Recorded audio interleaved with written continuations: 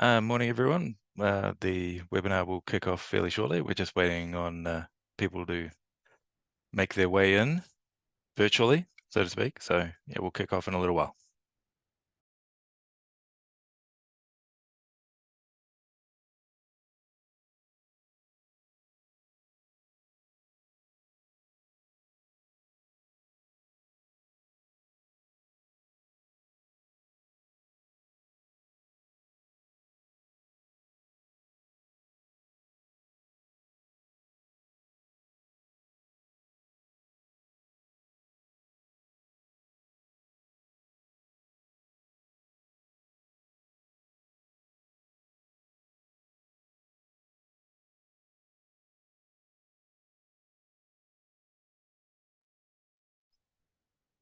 Okay. Kia ora, morena. Good morning, everybody.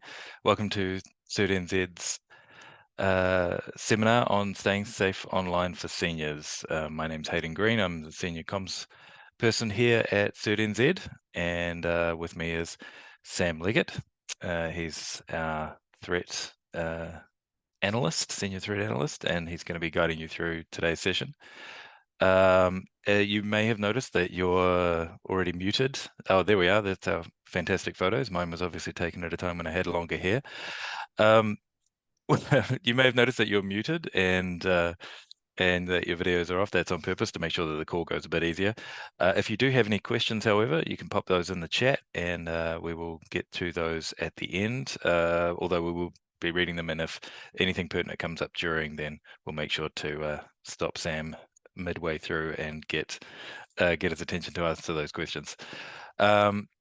So just a quick thing about CERT. So we're the government's public-facing cybersecurity agency looking after small businesses and individuals. So if you yourself have a problem, you can come to us with any cybersecurity incidents.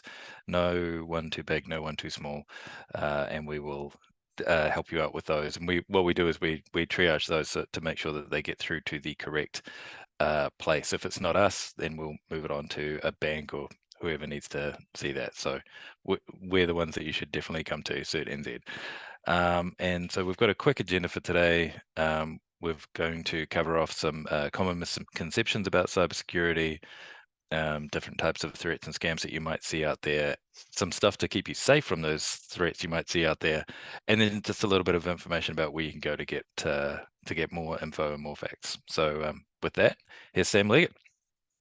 Thank you very much, Hayden. Thank you so much for everyone coming along today. Really excited to deliver today's webinar and hopeful that everyone can take something away from today's session in order to help you stay safe online. Now, in my role, I'm responding to these incident reports that come through to CERT New Zealand, and in that we actually see quite a lot of misconceptions often coming up, especially when we're talking about this demographic. So the first one is that are seniors, are 65 and older, are they targeted more for these types of things? Well, in the data that we collect, and we're going to look at a snapshot of this data in a moment, we can actually see that that's not necessarily the case. These things happen to everyone, and in a lot of cases, these types of scams and attacks are volumetric in nature. And that means that they're bad guys are sending these out to as many people as possible, sending out as many emails, as many text messages as possible, trying to get as many people as possible, no matter what age they are, to click on these things and provide information. Are you targeted more? The data does not support that. The truth is everyone can be a target if they're online. The second common misconception we often see are seniors or people 65 years old and older more susceptible to these types of things. Again, the data doesn't really support this. The truth is that anyone can fall victim to these types of things. These scammers, these attackers are very good at what they do in creating narratives that are convincing in order to trick people to click on links and provide personal information. Are you more susceptible? No more so than anyone else. The reality is that all it takes is something else going on in our day-to-day lives that distracts us. And in that moment of distraction, we can click on these links. We can fall victim to various types of scams. Everyone is susceptible and everyone is a target. So what happens if you do fall for a scam? Should you feel embarrassed? Well, the reality is you probably will. And that's okay. The most important thing to take away is that it's not your fault when these things happen. It's the bad guy's fault.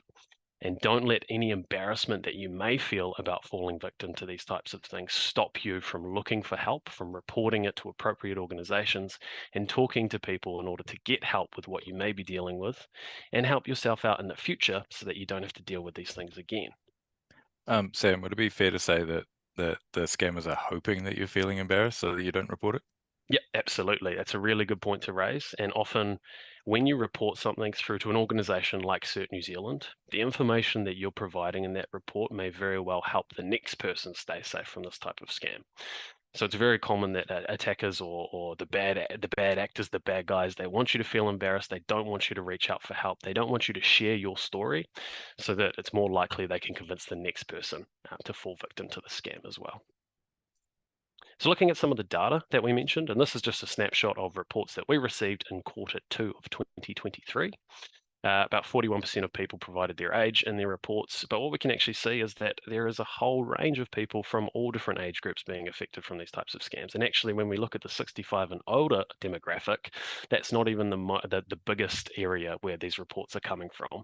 The most reporting age group is 35 to 44. And there's a couple of reasons why this could be. Maybe they're online more, and so they're seeing more types of these scams. Maybe they're actually more aware that they can report it and they can reach out for help. The truth is that these types of things can happen to anyone, no matter what background they have, what age they are. Everyone can be a victim if they're just online. Actually, CERT New Zealand did a little bit of research recently, and we can see that in a 6-month period, about half of New Zealanders of all age groups are seeing cybersecurity incidents or online scams. Part of that research, we got some really great insights where we can see that seniors or 65 and older are actually taking cybersecurity more seriously than the younger demographics. They're actually taking more steps to keep themselves secure and to stay safe online, whereas younger audiences are less likely to take those steps in order to keep themselves safe. And actually, 65 and older are better at not sharing personal information online, better at not clicking links, and better at using different passwords for all their online accounts. Now, we're going to talk about some of those things and why those things are important. But actually, this age group that we're talking to today are some of the best in terms of taking actions to protect themselves online, in terms of taking cybersecurity seriously and wanting to be more secure, which is really amazing. And so to help you stay secure online and take some of those actions to stay nice and safe, we're going to look at some of the most common scams and attacks that we see affecting this age group. So the first one that we see most of the time, and this is the biggest incident that we see affecting all age groups, is what we call phishing. Now I'm going to throw that term around quite a lot. What does phishing mean? Obviously, this is phishing with a PH rather than with an F. Phishing basically means pretending to be someone else in order to get a victim to provide information. So there's a couple forms that we see this in most cases, and this is the forms of emails and the form of text messages, where you receive an email that claims to come from a really big or really reputable organization, asking you to click on a link or provide personal information like login details, bank account details, credit card details. And so let's take a quick look at one of these examples. Now, what you also see when we are stepping through these various types of scams and threats is a photo of someone next to the scam that we're looking at. And the reason that we've included that is because on our new platform, ownyouronline.govt.nz, which we will talk about in a little bit, we actually have real stories from real New Zealanders who have gone through each of these types of scams. And they're telling their story to hopefully bring some light to what happens when we don't necessarily get cybersecurity quite right, in order to share their stories and maybe help the next person stay safe and take it a little bit more seriously. So, phishing emails commonly look like this. IRD and NZTA are some really commonly impersonated brands for these types of things. The first thing that I want you to look at, if you receive an email and you have any reason to think it may be suspicious or it may be a scam, the first thing I want you to look at is the email address that it's come from. So in our first example, the IRD email, you can see that the email address that one comes from ends in @krf.biglobe.ne.jp. That sounds really weird, right? And so one of the most powerful things that we can do to spot when an email or a text message is a scam is by familiarizing ourselves with the genuine website of that organization. So in this case, I believe it's ir.govt.nz. And so we would expect any email addresses coming from that organization to end in that same string. It should look like coming from ir.govt.nz rather than biglobe.ne.jp. So Sam, just very quickly, when you say that, it's everything after the at? So is That's that right. correct? Everything after the at. So person's name at, and it might not say the whole thing, but it'll be something, and the last little bit should always be ir.govt.nz. Is that's Yeah, exactly right. Taking a look at everything that comes after that at symbol and making sure it's the same as what we see on the genuine website of that organization is a really good step to take to acknowledge whether or not we may be dealing with a scam. Now, as we look at the next example, NZTA, we can see that this can actually get a little bit tricky. So in the case of the NZTA email, this looks like it's come from nzta.co.nz, an email address ending in nzta.co.nz, and that looks pretty legitimate. But in actual fact, NZTA's website is nzta.govt.nz. So while it's only a slight discrepancy, we can see that it's not actually coming from the appropriate place for the New Zealand Transport Agency. And so familiarizing ourselves with the NZTA website again gives us the tools to be able to spot that this is a scam email. If we know that the website of NZTA is nzta.govt.nz, and then we look at the email address that this has come from, again, looking at everything after that at symbol, we can see that it doesn't line up, and that's a really good indication that we may be dealing with a scam. The next thing that I want you to look at in these types of emails is what they're asking you to do.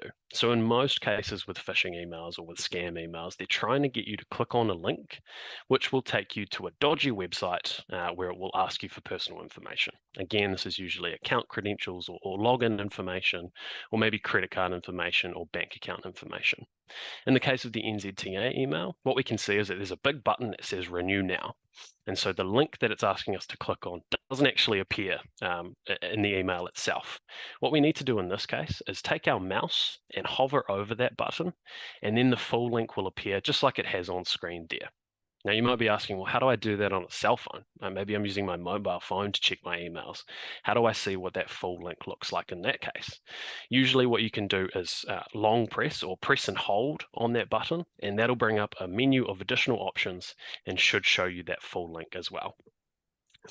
In the case of the NZTA email, the link that it's asking us to click on, again, this doesn't line up with what the genuine NZTA website is. We're looking for something like nzta.govt.nz, but in this case, we've got a website that says nzta.dnsdojo.com. Now, that doesn't line up at all, and that's another really good indication that we're probably dealing with a scam.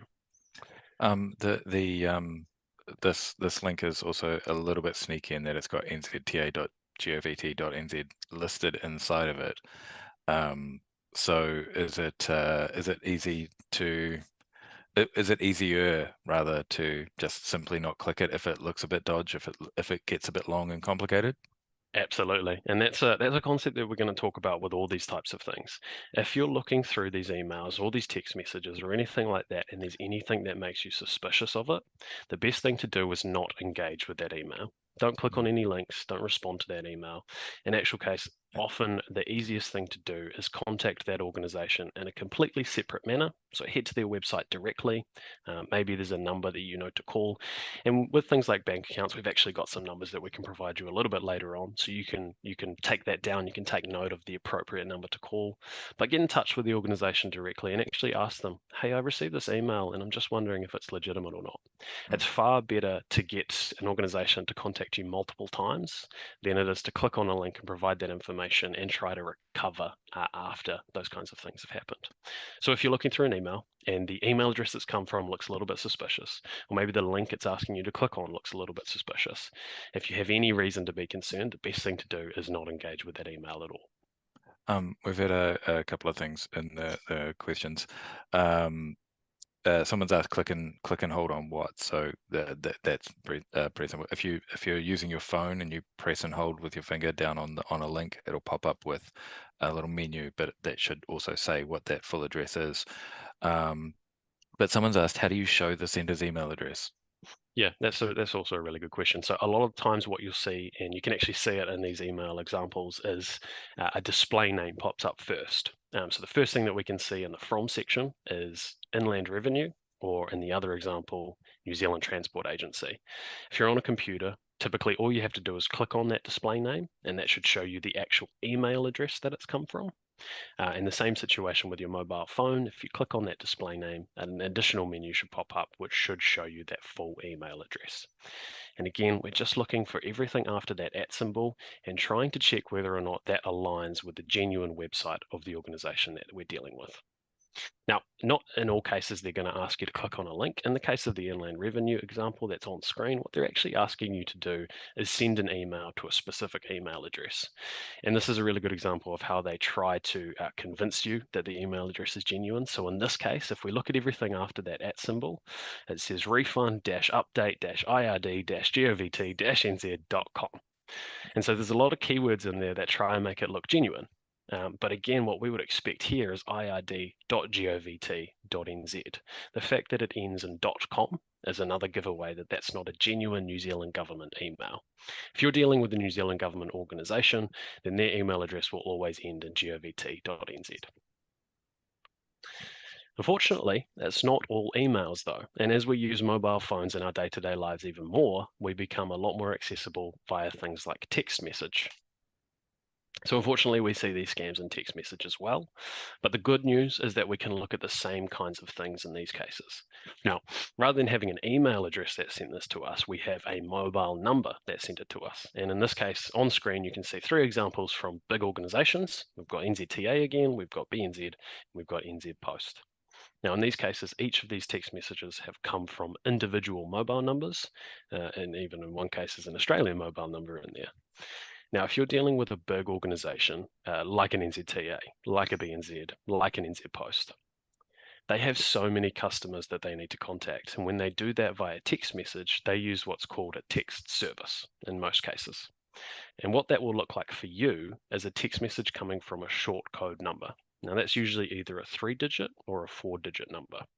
When we can see text messages coming from big reputable organizations from individual mobile numbers, that's a good indication that we may be dealing with a scam. Unfortunately, this isn't a catch-all, and there may be some cases where there are mobile numbers used by organizations, but it's far better to take this as an indication that the text message may be suspicious and step back and not engage with that text message at all.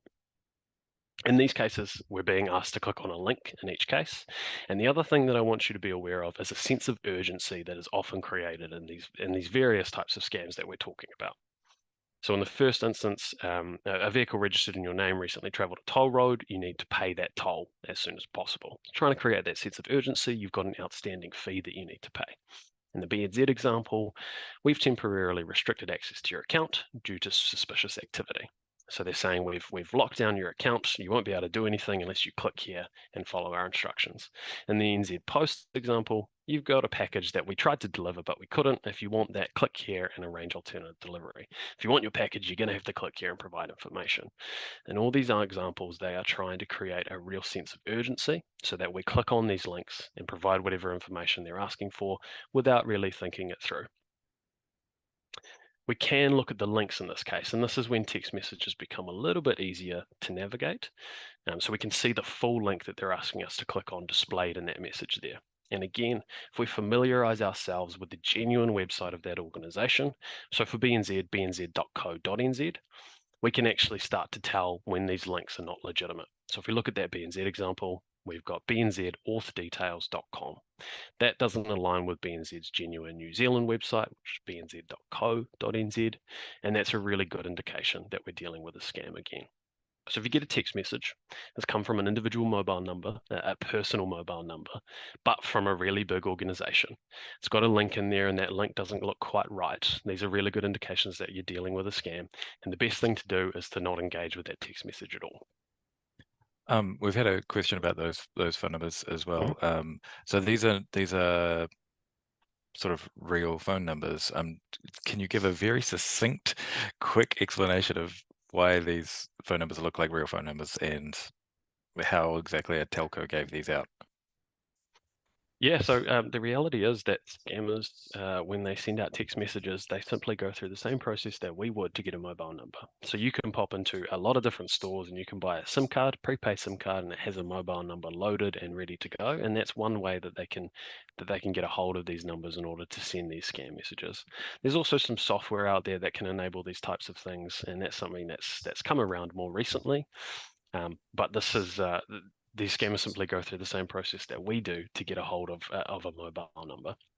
Um, Yeah. I personally receive phone calls from people saying, "Hey, you sent me a text or you called me up," and it's not that; it's that my number has been used by scammers to start a scam, and then I have to apologize to people and say, "I'm not a scammer.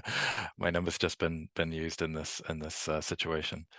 And just very quickly, we've had a couple of people ask about the previous slide with that had quite small text on it. We will make these slides available so people can see them yeah, later. So. yeah, that's a really good point. With all the information that we're talking about today, we're going to make this accessible for you afterwards. So don't feel like you have to jot it all down. You have to take notes on every single slide. There's a lot of key pieces of information that we will absolutely make accessible to you after the presentation. Okay, so we've got the same kind of things across emails and text messages. We can look at where it's coming from, either that email address that sent it to us or the mobile number that sent it to us. We can also look at where it's asking us to go, whether that's a link it's asking us to click on or an email address it's asking us to message. And we're just checking to see if that aligns with the genuine website of the organization that we're dealing with. If anything doesn't match up, if there's any reason to be a little bit suspicious, then the best thing to do is step away from that text message, step away from that email, and not engage with it at all.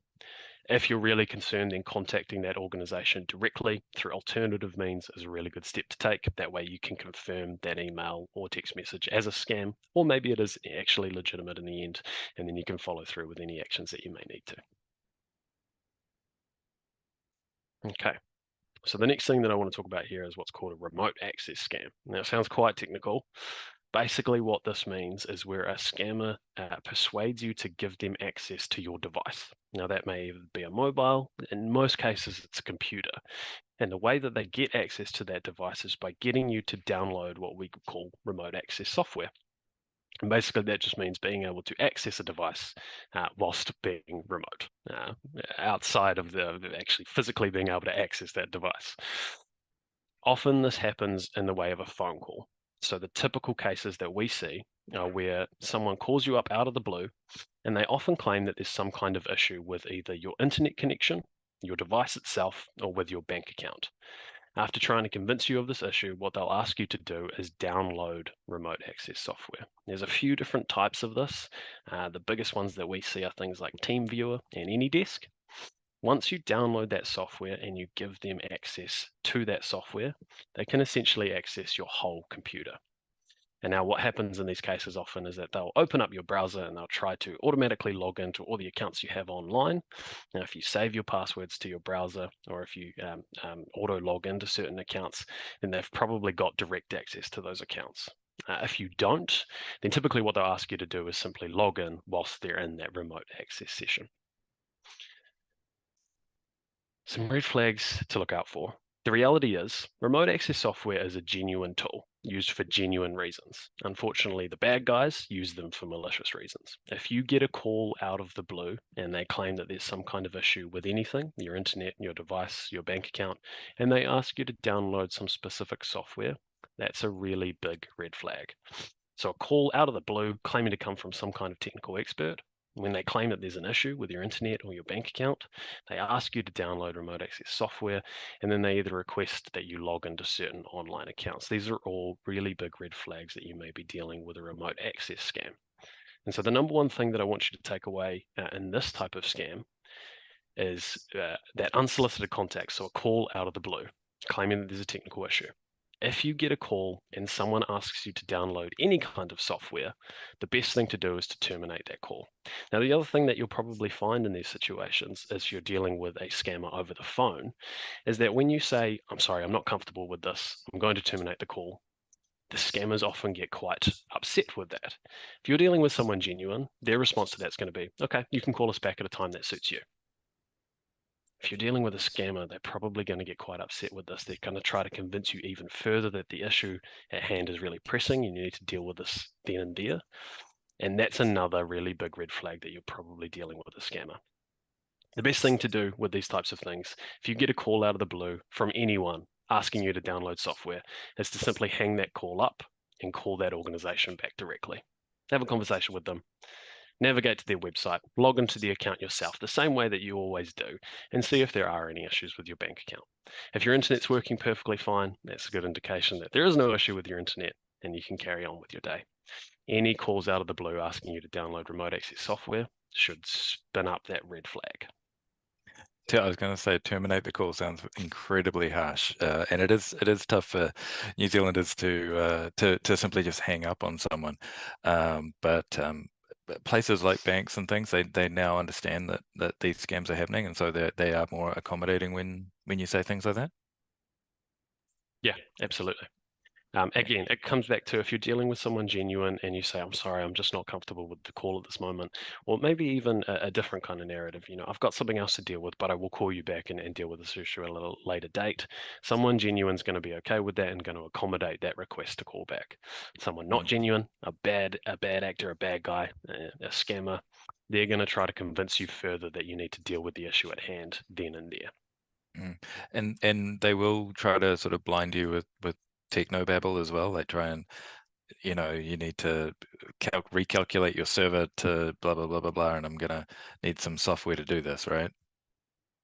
Yeah, so a lot of different narratives used to try and get you to install that software. But the thing that I want you to remember is that any request to download any software should be a red flag for us. Yeah. Okay. Now the next one.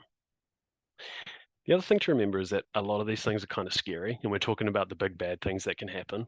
There's a key that I want you to take away with each one, and we're kind of talking about it as we go through. But there are some simple things that we can do to stay nice and safe. So I don't want you to be too afraid when we're talking about these things. The internet is still a good place, and there's a lot of good things about it. One of those things is actually finding partners online. I know a lot of people that have met their partners online, but unfortunately, there are some risks when it comes to looking for romance online. Romance and dating and romance scams is unfortunately another thing that we see commonly reported to CERT New Zealand. And basically, this is where scammers will use social engineering techniques to build a relationship with their victim, with their target, and then leverage that emotional relationship for things like financial gain or services. So what does this look like in practice? When you've met someone online, you start talking to them and the relationship moves really, really fast. They start saying things like, I love you very, very quickly. And then they very quickly move to requests of money, of financial aid. Often there's a bit of a sob story to come along with that. There's a family emergency, a business emergency, a personal emergency, and they need some help with some money so that they can deal with that, with whatever that emergency may be. So the key red flags to look for in these types of scams is where you've met someone online, and typically they're going to be based overseas. When there's a lot of excuses why you can't meet up with them, why they're not returning to New Zealand, why there's no opportunity for things like video calls or phone calls, they use very intimate language very quickly. That relationship moves very, very fast, and they're trying to build that relationship and build that trust. And then they very quickly move to having an experience of personal business emergency and requests for things like money or loans. Often this comes in the form of, I just need a little bit of money so I can buy a plane ticket so that I can return to New Zealand. These are all really big red flags to take away from this. And the key here is when that conversation moves very quickly, when there isn't that kind of engagement of things like video calls, voice calls, or meeting up in person, and then those requests for money or financial aid, that's probably most likely a scam. Now, these can be really tricky. It's often very hard to acknowledge when we're building a relationship. We genuinely think we're building a relationship with someone, and then those requests for money come through. It can be hard to acknowledge that we may be dealing with a scam, especially because we've invested our time, we've invested our emotional energy into these types of things. But if there's anything like these red flags that we're talking about that are popping up, then the best thing to do is to step away from that conversation because we're likely dealing with a scam. Unfortunately, in these cases, when things do go wrong, it's not just the financial loss that's a big deal. It's also the emotional harm that's happened as a result. And unfortunately, these scammers that are involved in these types of things, um, they don't care so much about that. And so we definitely want to see people protected from these things and not entering and providing money or financial aid to these kinds of dating and romance scammers.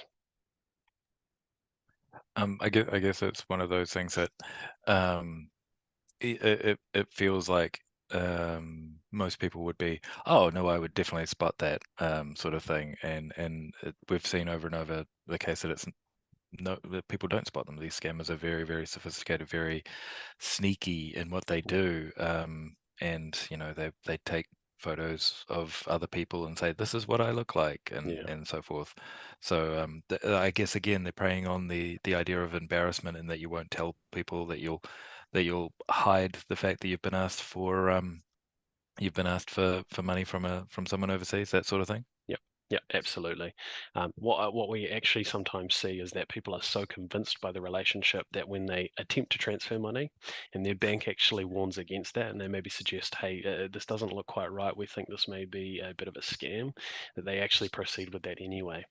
If you are in one of these situations and you do get your bank coming back to you saying, "We don't think you should go ahead with this transaction, with this payment, we think it may be a scam," the best thing to do is to listen to them in those cases. They can see a lot of information on their end of things that we can't see as consumers. And so if we get that warning, it's definitely best to follow along. Fortunately, the reality is that sometimes you may be a family member or a loved one who notices that someone you care about may be falling victim to something like this. And the best thing to do is take note of these red flags. And if you start seeing these things popping up in their situation, is simply to have a conversation about it. Be understanding. There's an emotional investment that's gone on here. Reach out to organisations like CERT New Zealand, who may be able to provide a bit more additional information to help you help your loved ones see that they may be dealing with a scam. Again, that number one thing to take away here is that if you're getting involved in an online relationship and it moves very, very quickly, and then it moves to requests of financial aid or money, it's most likely a scam. Now, the last one that I want to talk about today is investment scams. And the reason I want to talk about this is often people in this age group may actually have some money sitting in the bank, pension funds, things like that, that they could potentially invest. And sometimes scammers are actually going after those types of things. Now, investment scams can look a little bit different. This can be your more standard sort of investments that have been around for a long time. Sometimes this is under the guise of things like cryptocurrency. The goal here is for a scammer to get you to provide money into an investment opportunity so that they can ultimately steal that money away from you. So there's a couple of things to look out for here again. And there's a trend that starts to appear across these different types of scams, is when a investment company or organization reaches out of the blue, that unsolicited contact, that's actually illegal for financial service providers to do in New Zealand. So if you get contacted out of the blue, if you get called with an investment opportunity, it's actually not something they're allowed to do. So that's our first red flag. Now, the second one is, again, that sense of urgency, that time pressure. The offer that they're calling you with is going to expire really soon. There's that time crunch to get involved. Usually the offer is going to be too good to be true, offering really high returns at a really, really low risk. And then the last thing that we can look for is when the investment company or the advisor is based outside New Zealand, then they may not have the same sort of consumer protections if they were based in New Zealand. Now, in order to provide financial advice and guidance within New Zealand to New Zealanders, they do need to be registered on what's called the Financial Service Providers Register. We've included a link to that down below. So if you were contacted by someone offering this investment opportunity, offering financial advice or guidance, you can actually take their organization name and you can look it up in this register. And if they're not in there, then they're not allowed to provide you that advice and guidance. The biggest things to remember here is if the offer is too good to be true, if there's that time pressure around that offer, if it's really high return with really low risk, it's probably something we're dealing with is probably a scam. A couple of things to look for. We get called out of the blue and they're offering that financial advice and guidance. That's something that they're not allowed to do. So we are probably dealing with a scam again. And then if you want to take it a little bit further, you can look for that organization on the Financial Service Providers Register, and you can actually see whether or not they're in there and actually allowed to offer you that advice and guidance. The other thing I really wanted to quickly talk about with investment scams is that often what we see is that the initial part of a dating and romance scam often leads to these investment scams. So you start building a relationship with someone online, that trust, that relationship begins to grow. And then rather asking you for money for something like a flight home, what they actually offer is an opportunity to get involved with this really great investment opportunity. And so they build that trust, they get you to believe what they're offering is genuine, and then they get you to invest in that scam and they take all that money away. Again, I want you to remember that if the offer is too good to be true, there's really high returns and really low risk, it's probably a scam that we're dealing with there as well. Um, is one of the things to look out for like how you're being contacted as well? Like, for example, I'm not expecting a financial advisor to message me on Facebook suddenly. Is that something else we need to be looking out for? Yeah, definitely. That's a really good call out as well. And something to keep in mind is how you've been contacted by the organizations that you've had business with in the past. So if you bank with someone and they always send you an email, and then suddenly out of the blue you've gotten a text message from them, that's a really good indication as well. So keeping in mind how we usually get contacted by these organizations is a really good call out there as well, Hayden. Now, that's actually reminded me, one good piece of good news that has come out recently here in New Zealand is that all the banks have gotten together and they've agreed that they will no longer send text messages to their customers that include links to websites. So if you get a text message and it claims to come from a bank in New Zealand and it includes a link for you to click on, the banks have agreed to no longer do that. So that's probably a scam that we're dealing with as well. It's a really good thing to remember, and it's a good piece of news to come out in the New Zealand landscape recently. And just one last thing on investment scams. Um, the Google ads, like if I look up, I'm looking to invest blah blah blah in New Zealand. Scammers are setting up their own websites so that it'll pop up in Google now, like making it even harder to tell that they're scammers. Yeah, unfortunately, that is true. And I guess the key thing to take away there is just because something returns in a Google web search or even returns high in those search results does not mean it's genuine. The best thing to do in these cases is look for New Zealand-based organisations so that you know that they have to be beholden to New Zealand consumer laws and protections. That way, they also need to be registered on that financial service providers register. If you are looking for investment opportunities and you want to make sure you're staying a little bit safe, you're using something like Google to find these opportunities. Just because that search result comes from Google does not mean it's necessarily genuine. Look for those New Zealand-based organisations, look for those .co.nz, and then do a little bit of additional research as well. Make sure they're on that financial service providers register, and those things will go a little bit further to keep you nice and safe. Okay, so there's a few things that came out of all these different types of scams, trends that we can see across them. And the biggest one being often cases these come out of unsolicited contacts. Now, romance and dating scams, that's a little bit different. You know, you're probably on a website, you're on a certain platform looking to build that kind of relationship with someone. But in the case of the phishing emails and text messages, in the case of the remote access scam calls or scam calls in general, in the case of the investment scams, a lot of the time these come out of unsolicited contacts. So where we've been completely contacted out of the blue, we haven't done anything to initiate that contact, we've just received that text message or that email or that phone call completely out of the blue. That's definitely something to be wary of. And the other trend that we can see across all these things is where there's that really strong sense of urgency created. So that text message claiming to be from our bank where our account has been locked down, that a remote access scam where there's a really major issue with our internet connection or our computer, that dating and romance scam where they've got a really serious personal emergency and they need help, they need some money to help with that situation, or even those investment scams where it's a limited time offer and it's going to expire really soon. You've got to get involved now, otherwise you're going to miss out. All of these things are trying to create that sense of urgency, trying to get us to click on those links, provide that information, provide our credit card details without really thinking the situation through. So if we get contacted out of the blue and there's a really strong sense of urgency, those are a couple good things to keep in mind that may suggest we're dealing with a scam. And I just want to reiterate those key points for each one. So with the phishing emails and text messages, we're looking at the email address it's been sent from or the phone number it's been sent from. With the remote access scam, whenever we get a call out of the blue asking us to download software, that's a really good indication it's probably a scam. When we're dealing with those dating and romance scams and the relationship moves very fast and then quickly shifts to requests of money or financial aid, it's a good indication of a scam as well. And then lastly, that investment scam where the offer's too good to be true, really high returns, really low risk, limited time offer, contacted out of the blue. These are all good indications that it's probably a scam that we're dealing with. And again, In some ways, would you say it's a little bit like when you get the people selling stuff at your door? You know, it's a call out, it's a knock on your door out of the blue, and you're like, this doesn't seem right. I don't feel comfortable giving you my credit card yeah. details. Similar kind of vibe.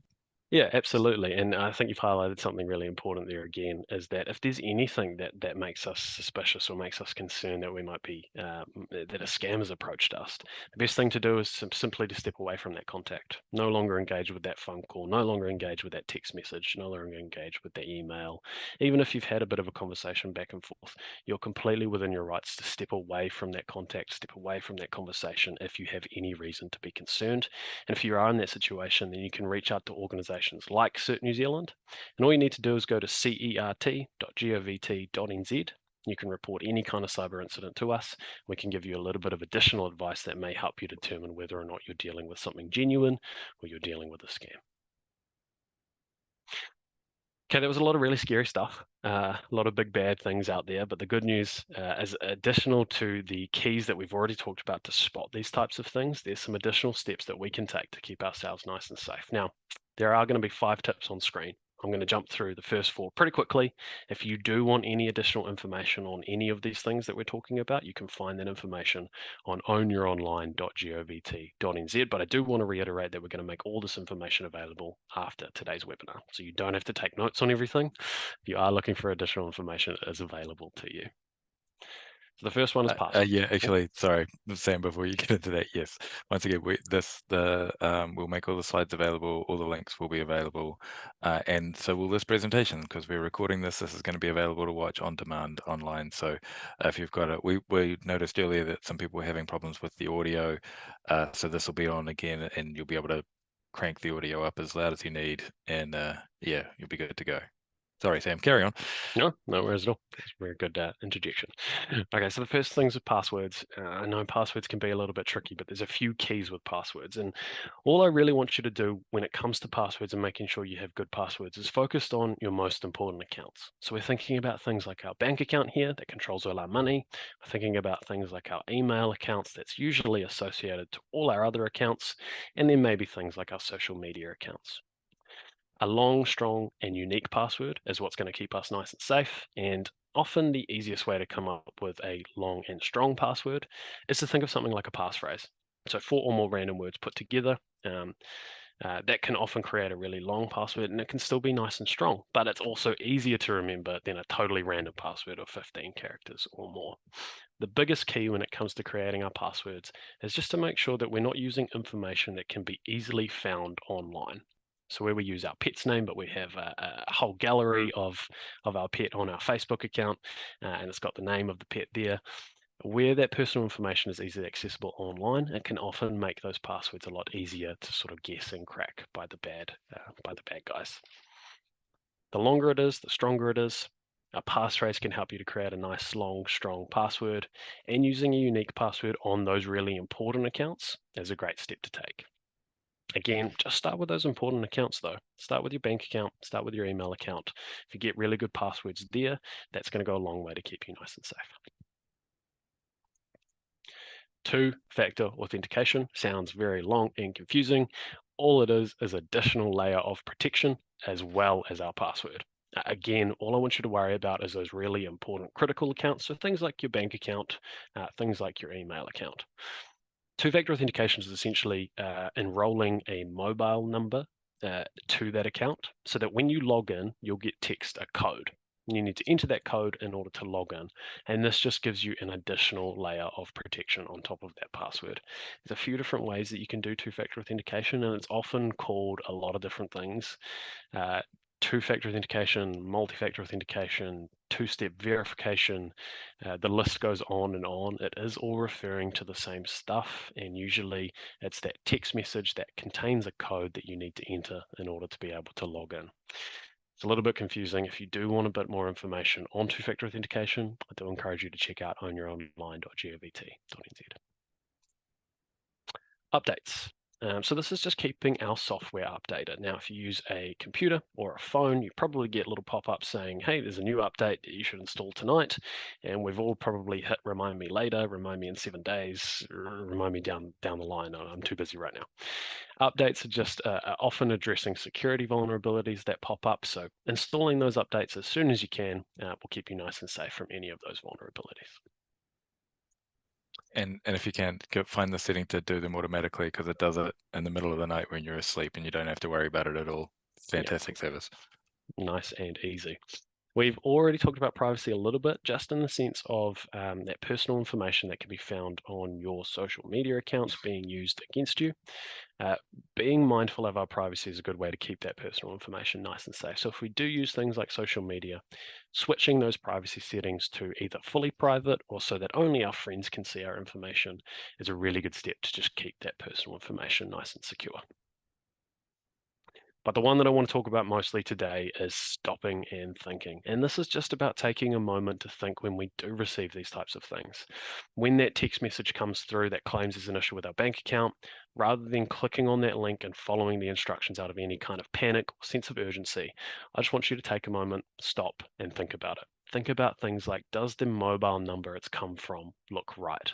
Does the link it's asking me to click on look right? Hang on, I know that banks aren't sending text messages with links anymore. This doesn't make sense. Taking that moment and thinking through the situation. And if there's anything that pops up as you're thinking through it that gives you cause for concern, that raises itself as a red flag, then either disengaging with that completely or looking at additional resources like CERT New Zealand and like Own Your Online to try and help you determine whether or not you're dealing with a scam is really important. And the reality is, it's better to take a moment, stop, think, disengage, even if it turns out that that contact is genuine, than it is to click on that link out of any kind of panic, provide that information, follow those instructions. It's far better to step back, disengage, and think about it, get a little bit more information. It's better for your bank to call you 2 times or text you 2 times than it is to click and engage and it end up being a scam. And just a couple of things to remember here when we are taking that moment. Is it unsolicited contact? Has it come totally out of the blue? Does it try to create that sense of urgency, that sense of fear, or that sense of panic? Is whatever contained in that message too good to be true? Is it an offer that doesn't seem quite right? That investment opportunity has way too high returns with way too low risk. These are the kinds of things that we want to think about as we're looking at those. And then the last thing that we really want to get across today is where you can get some additional help, some additional support, either with the incident itself or with some learning for additional things. We're going to talk through a few different resources today. The first and most important one is that you can report any of these incidents, any of these scams, any kind of cybersecurity concerns to CERT New Zealand. Again, just head to cert.govt.nz. If you're on Own Your Online, if you're on that website, there's also easy links to the CERT website to report any kind of incidents you may be going through there. You can report anything to us, even if it's just an email that you are suspicious about and you're looking for additional information. We can look at a few different things. We can investigate a little bit further to help you determine if you're dealing with a scam. And it's, again, far better to reach out before something goes wrong and get additional information to help you figure it out. If you have clicked on that link, if you have followed the instructions, then it's also really important to reach out for some help too. There are some actions that can be taken, and maybe your report actually helps to keep the next person safe as well. Now, it can be really hard to know where to report all these different things to. So as Hayden said at the start, if you report it to CERT New Zealand and it doesn't belong with us, we will do our very best to make sure it does end up with the most appropriate organization. One thing I want to call out specifically is that if you've had any kind of cybersecurity incident, any kind of scam occur and you think you've lost money, the most important thing to do is let your bank know as soon as possible. So again, it's really important that even if you do feel some embarrassment, not to let that prevent you from reporting. The sooner you let your bank know that there may have been some financial loss, the more likely they're going to be able to help you recover those funds and prevent any additional losses. So, what we've done is just collected a bit of information around all the major banks here in New Zealand. So, the phone numbers that you can call if you think you might be dealing with a scam where you may have lost some money, and then links to their online websites where you can also report these kinds of things. Now, the other thing that I'd encourage you to do is with your particular bank, have a look at their website, navigate the sort of online security area a little bit. What they often do is collect really common instances of scams that they see that affects their customers. So you may be able to even see specific examples to help you spot them if they ever come through to you. Let your bank know as soon as possible so that they have the best chance to help you recover those funds and prevent any further losses. Just a little bit conscious of time now. We've got 10 minutes left and we've got some really good questions. So I think we'll go to the question and answer Yep. section. Yep. Just one thing I'll add very quickly. One more thing. You get it? Check out your local age concern. Oh, They have of a lot of course. really great resources, a lot of courses, a lot of one-on-one sessions for things like digital literacy, just helping you to use your mobile phone, use your computer, navigate the internet, all these kinds of things. Check them out. They have some really great programs and resources that may help you learn a little bit more. Now we Cool. can go to the questions and And answers. now we'll go to the questions. Thank you. So we've had a couple of questions about antivirus. So antivirus on your computer and Mhm. is that safe against scams and viruses? Yep, so that can actually help you prevent your devices from being infected with scams, with viruses. One of the common things that we also see is that when you get one of those dodgy emails, rather than asking you to click on a link, rather than asking you to email a certain address, they may ask you to click on an attachment. And in often cases, what that's trying to do is install some kind of malicious software to your device. So having some kind of antivirus software can help prevent that from happening and also give you a tool if you think it may have happened. You can do a scan on your computer to see if there's anything malicious on there. But the good news is that a lot of devices these days come pre-installed with some kind of software. So if you have a Windows device, for example, that actually has what's called Windows Defender on it, already built in, good to go.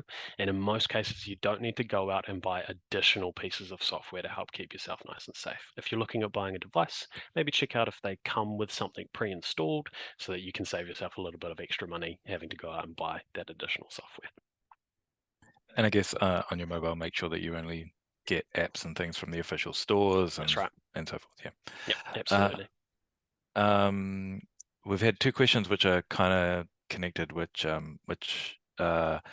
essentially where are these scams coming from around the world, Mhm. and do we work with law enforcement agencies to try and get these scammers? Yep, really good questions. And the truth is that they can come from anywhere around the world. That's the unfortunate nature of the internet, is that there is no clear jurisdiction when it comes to the internet. There are no boundaries. There are no borders. So we see these things coming from all over the world. There's no particular place that we can point to. But the good news is that we work really closely with the New Zealand Police Cybercrime Unit, and we also work really closely with similar organizations all around the world. So we're the CERT for New Zealand, but there are a lot of different certs all around the globe, certs for different countries, different companies, and we're part of that network of certs. So if something we see is actually coming from another area and there's a cert there, we can get in touch with them, we can provide them that information, we can get in touch with the New Zealand Police, and they can work with their counterpart law enforcements wherever necessary. And that's another reason why it's so important to report these types of things, because we can share that information and it can go a lot wider even into those international networks.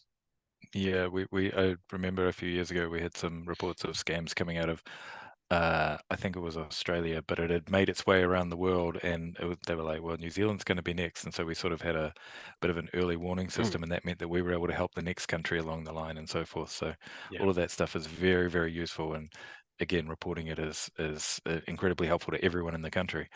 Absolutely. Um, so there's someone who's posted a very sad thing. They received an email from their deceased daughter. So how do they go about like blocking or reporting that sort of thing? That is a very sad situation to hear about. You can obviously report that through to CERT New Zealand, and we can give you a bit of direct advice. But the probably the easiest thing there is within your email client. If you click on the email address it's come from, typically this may Sorry, be a sorry, Sam. When you template. say email client, do you mean like Gmail in your That's browser? right. Yeah. Okay, cool. Whatever kind of email you use, that may be Gmail, maybe Outlook. There's a few different ones out there. Look at that email, navigate to the email address itself. Typically, this will look like a right click. That should bring up an additional menu, and then somewhere in that menu should be an option to block that sender specifically. That's probably the best thing to do in that case. But again, if you report that through to CERT New Zealand, we can give you a bit of specific direct advice on how to do that. Yeah, especially if you think that that person maybe has somehow gained access to their email account. Yeah. That is something that we can also potentially help with. A question, I've read that text in regard to 2FA, I've read that text with codes can be intercepted by the scammers. Is this true? Typically, yeah, intercepted is maybe the wrong term here. Typically, what we see happening in this space is that actually 2FA, or two-factor authentication, is such a strong control that it prevents access of the scammers or of the attackers. And so what they now need to do is somehow get a hold of that code. Typically, the way we see them do this most often is by way of social engineering. So it's probably a phone call in most cases where they claim to be from a reputable organization. They claim to have sent you a code directly and that you just need to provide that code to them so that they can unlock your account, put that transaction through, whatever the narrative may be.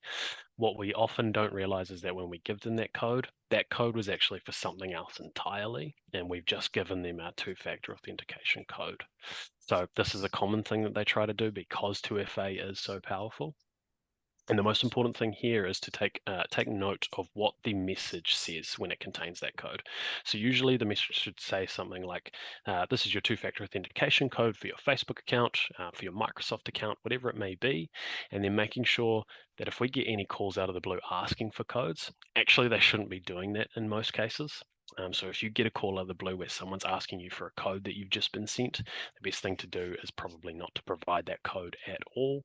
But take note of what they're asking for, what they're saying the code is for, and what the text message is saying that the code is for. And if those things don't line up, it's best not to provide that code at all. Now, there are some technical things that can go on in the background, but that's usually where our device has some kind of malicious software installed. And in those cases, it may be able to actually intercept that code, but it's a lot more common, and we see a lot more frequently those social engineering tactics to try and capture those codes. And we've got a couple of questions about password managers. So Cool. password managers, for those of you who don't know, are a piece of software that you can have on your phone or on your computer that's essentially a digital vault. So you have one password to get into that digital vault, and inside that is all your other passwords and logins. And it's a nice, useful way to go about remembering all these incredibly difficult passwords. So one of the questions was simply, what about password managers? Should we use them? And the other question was the suggested strong passwords that get put in by these password managers. Are they safe? Are they good to use? Yep, that's a really good question. Now, password managers are amazing, and if you're looking at that, if that's something you're considering, I do encourage you to look down that route. I personally use a password manager, and it's made my life a lot easier because yes, the generated passwords, the suggested passwords that those things create, typically they're about 30 characters long. Totally random uppercase, lowercase, numbers, symbols. Those passwords are really, really strong, and it would take a computer trillions upon trillions of years to try and crack those passwords. And that's why password managers are so powerful. Essentially, all we have to do is remember our one master password for that password manager. And then that password manager is going to create and save all our other passwords for all our online accounts. Now, when we have like 100, 150 online accounts, that makes things a lot easier. But it is really important that you make sure that the master password you used, that password that you use for your password manager, is really long, really strong, and it's completely unique. So it's not a password you used anywhere else. It's not built from that personal information that may be able to be found online. It doesn't use any really common passwords that we see used all the time. We need to make sure that that password is long, strong, and unique so that it keeps all our other passwords nice and safe. Um, and yes, and you make sure not to forget that password as well, because that's a problem if you forget that main password. And I don't know what your thoughts are on this, Sam, but I find you can write that password down keep it in a locked drawer at your house. As long as you don't say what it's for, if you just keep that password somewhere. What do you reckon about that? Please don't go through my drawers. Yeah, that's a good point. And often this is the question that gets asked, well, okay, how am I supposed to remember all these different passwords? What if I write it all in a book and then I've got a book that keeps all my passwords nice and safe? And you pointed out something really important there, Hayden. If you do choose to go down that route, look, it's not the most secure way to store your passwords. If you choose to go down that route, then the best thing to do is make sure that you're keeping that book, that piece of paper, whatever it is, you keep that nice and safe. So that might look like putting it in a locked drawer, a safe box, maybe even a full-blown safe, anything that you have to make sure that only you can access that book or where you're storing those passwords. As long as you're taking that step and making sure that it's kept nice and secure, nice and safe, and only you can access it, then that's still going to go a decent way to keep those passwords nice and secure. If you have anyone coming over, make sure you put it away, make sure you lock it up, and then that will make sure that those passwords are kept nice and secure as well. Cool. We've hit our time limit, but we do just have one more question that I think that you can probably answer very, very quickly. Mhm. And that is, are those four-digit phone numbers that you get text messages from, are they always safe? That's a good point. Not always the case. And again, it kind of goes back and forth. So not always when you get a text message from a 3 or 4 digit number is it going to be absolutely genuine, and not always when you get a text message from an individual mobile number is it always going to be suspicious. This is just a good red flag to look for. Take that into consideration with the other things that we've discussed. If there's a couple things that add up that make you a little bit suspicious, it's a really good indication. I'd say the vast majority of cases, big organization, reputable organization is probably going to use those short codes. And if it's not come from a short code, that's a really good indication it's a scam, but it is not necessarily a catch-all. Excellent. Well, thank you so much, everyone, for joining us today. There's a couple more questions, but we'll try and address those maybe online, maybe on our Facebook page. Thank you again for coming along. We're hoping to do a few more of these over the year, and we will again have this available for you to watch on demand, and we will send out the links and all the slides and stuff. So once again, Awesome. thank you very much, and hope you have a wonderful rest of your day. Thanks, everyone. Have a good day.